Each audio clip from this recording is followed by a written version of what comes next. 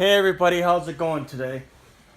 Well, I would have shared with everybody this job of fixing a garage door here, but the only problem is it took me all day to do it, so the video would have been way too long and I probably couldn't have posted it. So I'm going to give everybody the rundown of what I did here and basically a tutorial of what I did. Big job, that's all I can say. First thing what happened here, I noticed that the cable here that broke, right? So this got replaced and I had to grease all of these. I wish I had lithium grease because that's actually what you really needed. But I had to drill a hole up in here, as you can see, right? There's the hole I had to drill, right? And I did grease up this part here because it was way over here, the wheel. So I needed to have it basically 1/8 of an inch to the frame on this side there. So big job, like I said, there was a big gap. It was all like not flush. Now it's nice and flush, so it's good. So I know this door is kind of in rough shape here.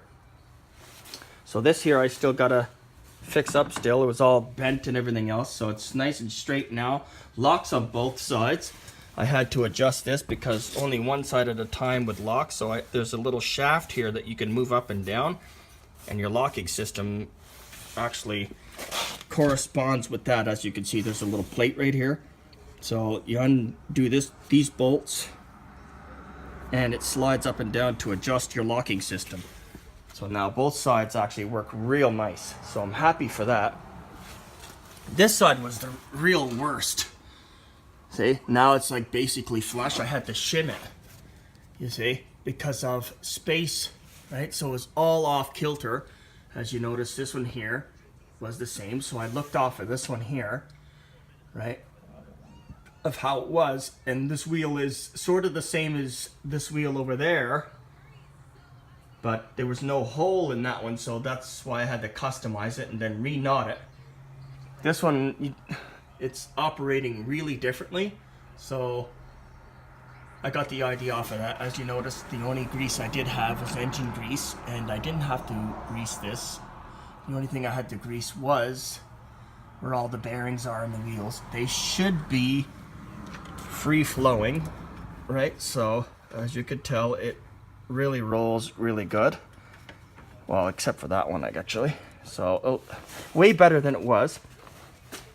And the pins here, right, I actually left those free because of the way the door really works, because it's still a little off kilter. But this one here, it was a different kind of cotter pin, so I put these kind of pins in instead so I can remove them if need be. So here's my shims that I made. As you can tell, I just recycled the old lawn tractor foot panel rubber. And it kind of made it flush now, so big job, like I said, everyone. And also I had to fix this part here with a regular just lag bolt and 2 screws here, because this was like basically snapped off, so the whole thing was just rattling. This is the best I could have done this. So also I on the front I had to take off a lot of the weight because I had these here panels, right, on the front, right? So I painted the bottoms. It's the regular decking boards that I had, right? So it put on a lot of weight. So extra weight on something that is not made to handle that. I guess it was about an extra 50 pounds or something like that. So took off all that weight, so it made it better. So I used some different type of panels, redid it all, and it actually works now. So I don't know if this video is, beneficial for you guys, but I hope you enjoyed it, and hopefully you actually learned something. And if you have a problem with your garage door, well, you guys know what to do. So if this has been helpful, give me a thumbs up, or if you haven't subscribed yet, guys, feel free if you want to, or continue watching. And thanks for watching, by the way, and I'll see you guys in the next video, okay? Bye for now.